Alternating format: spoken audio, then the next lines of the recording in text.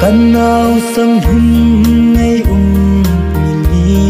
nhìn pon ke bo itun nu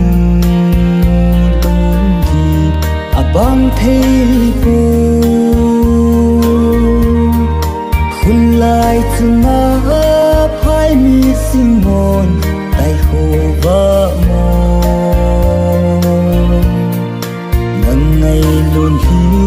along long e kan nào sang hum hao tha silo zenin lom lo khu si na chân dê hi o bo đang lại sung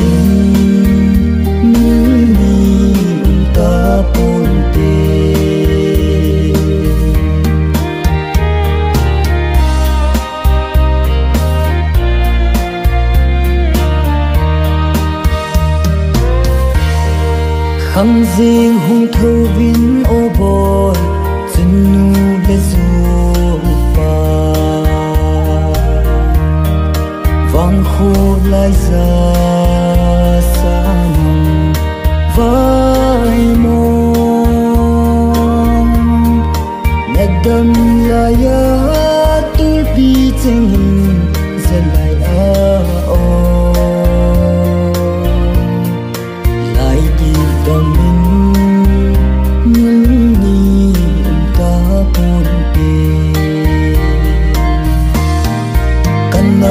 sang hum hao tha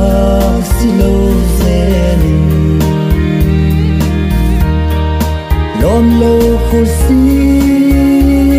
na chân dê hi o bo đang lại sung ni ta pon te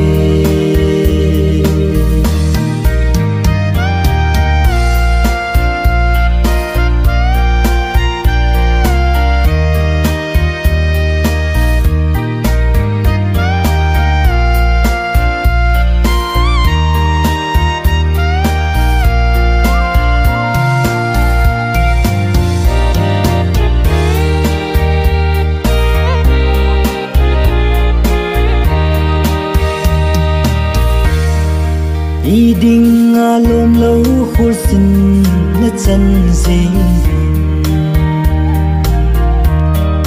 na thiên diêu na vang thế na ho ga so lâu din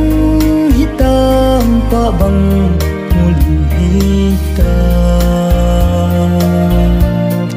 hisam le hao sin kan nào sang hum hao tha silo zenin lom lo khu si